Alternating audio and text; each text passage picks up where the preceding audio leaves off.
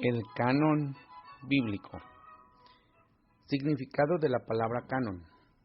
La palabra canon viene de la palabra hebrea cané, que significa caña o junco, de la palabra griega kane, que significa caña para medir, regla, norma o ley, y de la lengua asiria kanú, que significa reglamento o regla.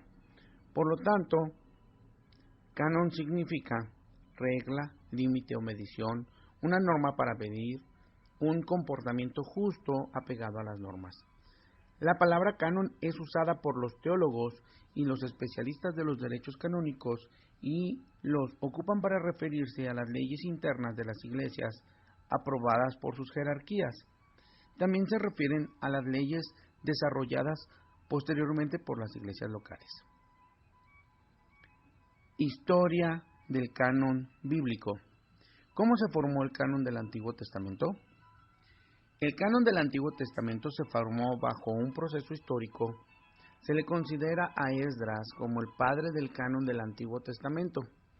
Aproximadamente en el siglo V a.C. se dice que en esa época Esdras había fijado los 39 libros del Antiguo Testamento, pero hubo todo un proceso histórico antes de Esdras. Los primeros 5 libros elegidos fue la Torá, el Pentateuco, escritos por Moisés. Josías, el rey del sur, oficializa los libros cuando se encontró que los libros escritos de la ley eran inspirados por Dios. Se le consideró para hacer la reforma religiosa que centralizó todo el culto judío en Jerusalén. El Pentateuco es, pues, la base histórico-teológica del pueblo bíblico, su norma de fe y de conducta. Eso es lo que fundamenta su canonización y lo que ésta corrobora. El segundo grupo de libros fueron canonizados y fueron el libro de los libros de los profetas. El tercer grupo fueron los libros poéticos. ¿Cuándo se canonizaron?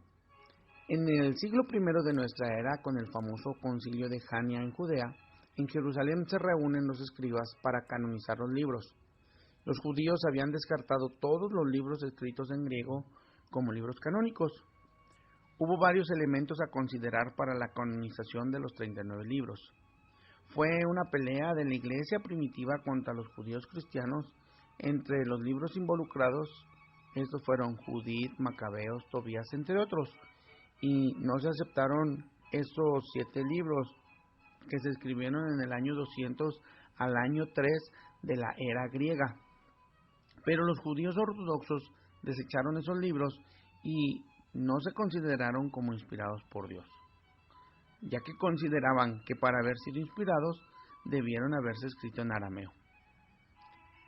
Los evangélicos solo consideramos los primeros 39 libros y se consideran como inspirados, pero no los deuterocanónicos.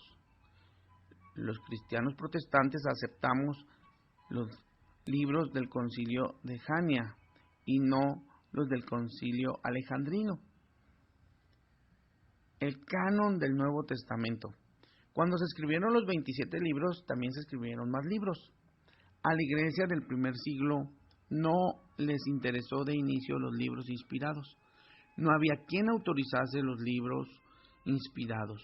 Duraron 6 siglos para llegar a la conclusión de que los libros inspirados del Nuevo Testamento son 27. Lo que hizo que la iglesia primitiva canonizara el Nuevo Testamento fueron los movimientos herejes. Una segunda razón que se vieron obligados por la herejía de Marción, un hereje que solo había considerado el Evangelio de Lucas y 10 cartas del apóstol Pablo, y debido a eso se formó un concilio por la iglesia para buscar un grupo de libros inspirados del Nuevo Testamento. No se ponían de acuerdo. Para la elección de los libros inspirados había aproximadamente 50 libros a ponerse a prueba para considerarse libros inspirados. Se determinaron 3 normas o reglas para considerar a los libros como inspirados. Número 1, que el libro tenga un origen apostólico, aunque hubo sus excepciones. Que tuviera una unidad doctrinal, un solo eje doctrinal. Que tuviera un uso eclesiástico, que la iglesia reconociera la autenticidad de los libros. De inicio solo hubo 20 libros que se eligieron y 7 no calificaron. Los no calificaron fueron las cartas de Pedro, de Juan, Hebreos, la carta de Judas y el Apocalipsis. Esto fue en el Concilio de Toledo. Fueron considerados como deuterocanónicos porque no habían calificado. Después, en el Concilio de Cartago, en el año 397 se incorporaron 6 libros más menos el Apocalipsis. El Apocalipsis no se incluyó hasta el año 419 en el Cuarto Concilio de Cartago. Después se celebró el Cuarto Concilio de Toledo en el año 633 con la participación del gran teólogo Isidoro de Toledo, y con él se cerró el canon. Se definió que el que rechazara el libro de Apocalipsis se consideraba como un anatema.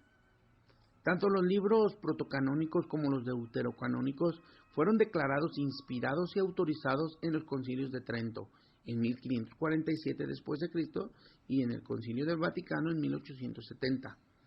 La Biblia anglicana y otras versiones protestantes recientes incluyen los pasajes no canónicos en un apartado inserto entre el Antiguo y el Nuevo Testamento bajo el título de apócrifos, que significa ocultos.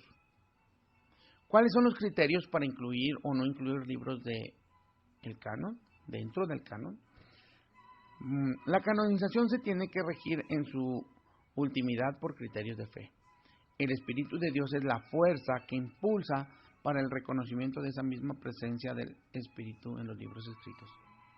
Hay 2 criterios que nos podrían parecer superficiales, pero que de hecho cuentan, y son la lengua y la antigüedad. Los rabinos no incluyeron en el canon, al decidir la última parte de la Biblia, no incluyeron ningún libro no hebreo. Esto será principio de divergencia con respecto al canon cristiano. El criterio de antigüedad quiere que los libros sagrados procedan de la era profética. Esta concluiría con Esdras. Por eso los libros tardíos se atribuyen también a un autor antiguo que se les confiere autoridad, como el caso que daría Salomón al Cantar y al Eclesiastés. El Antiguo Testamento es reconocido no por los criterios judíos de los que la autorizan, sino su referencia al Cristo encarnado en Jesús de Nazaret. En la formación del canon está operante más que un cuerpo de teólogos la sensibilidad religiosa de la Iglesia viva. Hay un principio cristológico, un principio apostólico y un principio eclesiástico en la formación del canon. Para reconocer la canonicidad se determinaron 3 normas o reglas para considerar los libros como inspirados. Número 1, que el libro tenga origen apostólico. Número 2, que tenga una unidad doctrinal y que tuviera un uso eclesiástico. La Iglesia reconoció como canónicos únicamente aquellos libros que reunieran unas características específicas. Por ejemplo, inspiración divina, apostolicidad, unidad de la doctrina, autenticidad. ¿Qué diferencias hay entre los libros canónicos y deuterocanónicos y apócrifos? Los libros canónicos son todos aquellos libros que han sido aceptados mediante algún concilio, o que también se pueden decir de otra manera que el canon o los libros canónicos son una lista oficial de libros que la Iglesia reconoce como inspirados y revelados por Dios. Los libros deuterocanónicos son textos y pasajes del Antiguo Testamento considerados por la Iglesia Católica y la Iglesia Ortodoxa como canónicos. Quiere decir segundo canon, que no están incluidos en la Biblia hebrea, pero estos textos y pasajes aparecen en la Septuaginta, una Biblia griega datada en los años 280 y 30 a.C. El texto utilizado por las comunidades judías e israelitas de todo el mundo antiguo más allá de Judea, y luego por la Iglesia cristiana primitiva de habla y cultura griega, acepta los deuterocanónicos. Los libros apócrifos son libros de autores desconocidos, pero que no figuran dentro del canon bíblico porque no muestran fidelidad al mensaje cristiano.